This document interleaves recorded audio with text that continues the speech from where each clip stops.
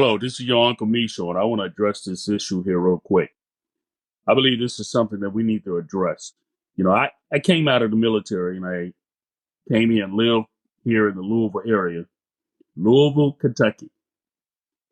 While I was here in Louisville, Kentucky, I went in the military when I was 18 years old in 1978. So I've never lived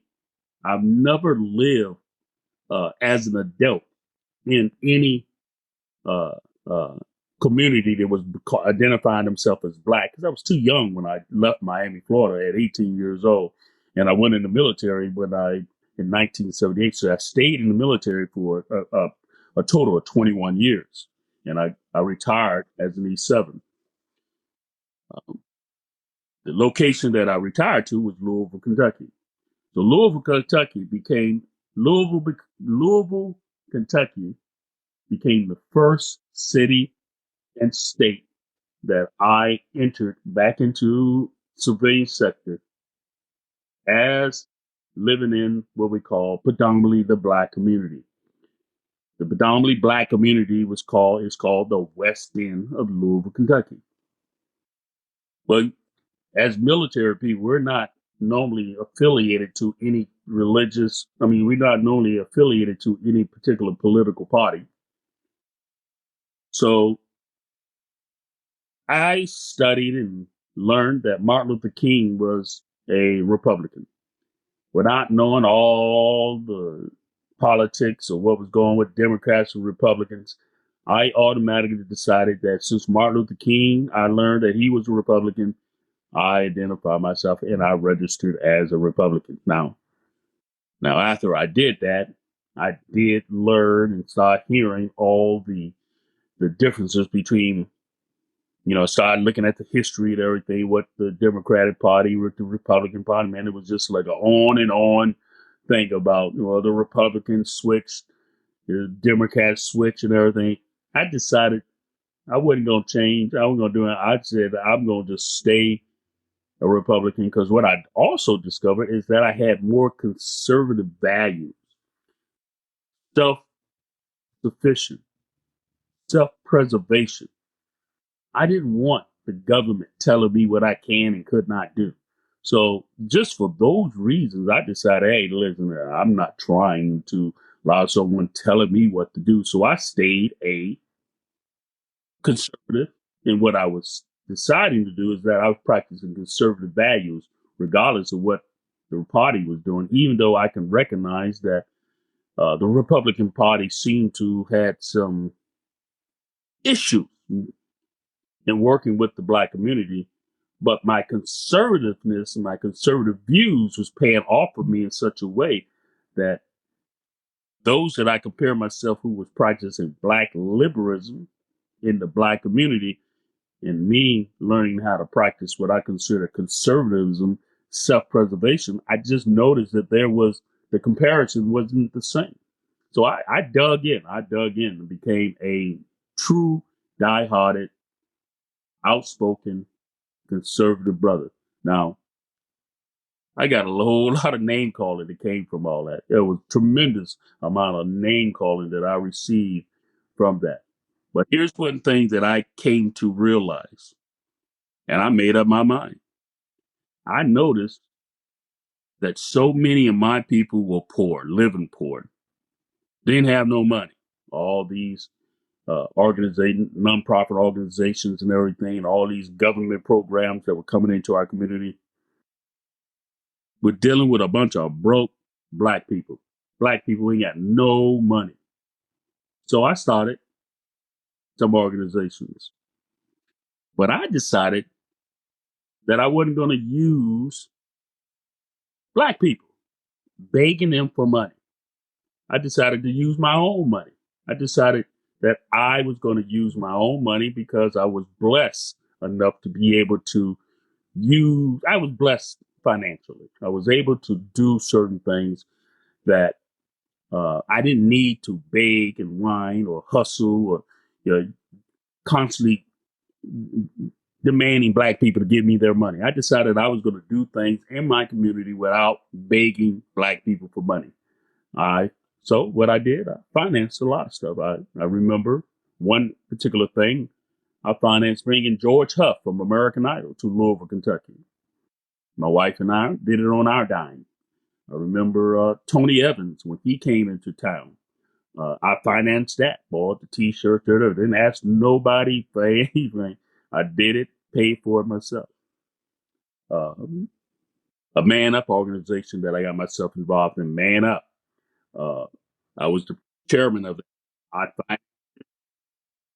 did nobody for anything. We went out there, done some great things in the community. In my community, the 40th Street Block Watch. I lived on the 40th Street in the West End, heart of the black community.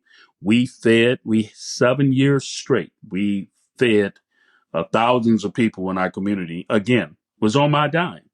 Never begged or asked, never did chicken dinners or rallies. Never made anyone feel guilty or hustling. That God said this. I never did that. Never, not one time done that. Another thing I had myself involved in, I volunteered at the local school. Did that for 7 years as well. Brown School. On my dime. Volunteered. Didn't ask nobody not for a dime. I used to go to, even the children used to think it was kind of odd. Mr. Daniels or Mr. Michon, you're not getting paid to be here, but you here with us for 2-3 hours and you're not being paid. I say, I'm here because I want to be here. I'm not here to get paid. I'm here because I believe that I'm trying to serve you. So even the children recognized that Mr. Michon was here and wasn't getting paid. It was like I wasn't their teacher. Okay. I was an extra person coming in and giving of myself to the school. Why do I bring this up? No good deed goes without some type of being scrutinized and punished.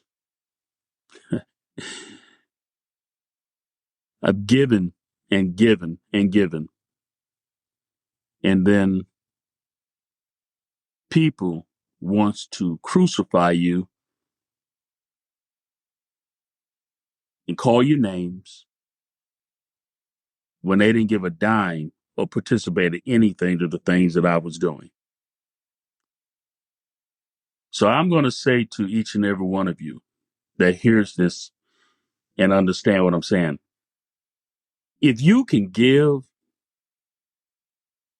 and be helpful to your community and it doesn't cost your community anything, but they benefit from that, then do it. Then do it. Don't look for anything back in return. Just do what you believe that you've been blessed to give.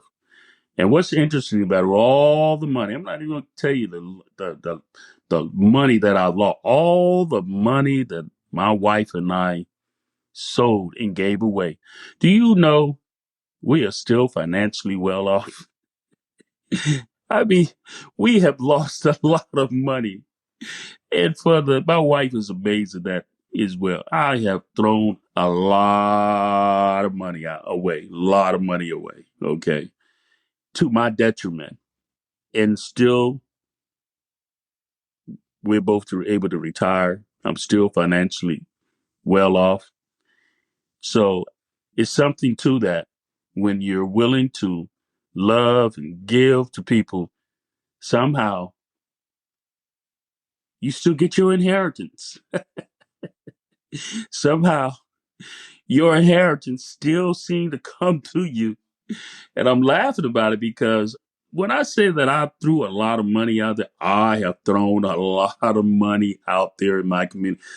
The black community in Louisville, Kentucky has received a lot of money from me and my wife. And I can honestly tell you, I don't regret it at all because when I see what my wife and I and where we are today and how we're living today, we're still doing pretty good. So I would say to you that if you can be a blessing to somebody, do the right thing, and never be concerned about what other people will say to you. Because here's the key. No one knows what you're doing, but God does. And that's The only thing you can depend on is knowing that God knows your heart and knows what it is you're doing. So this is your Uncle Mishon telling you, yes, I have wasted a lot of money throwing money to the Black community. For all of you who call yourself Black, I've thrown a lot of money towards you. And I don't regret not one dime of it. Not one dime of it. You know why? God shall provide. God shall provide for those who trust and believe in the Lord. This is your Uncle Mishon speaking to you. Have a blessed day.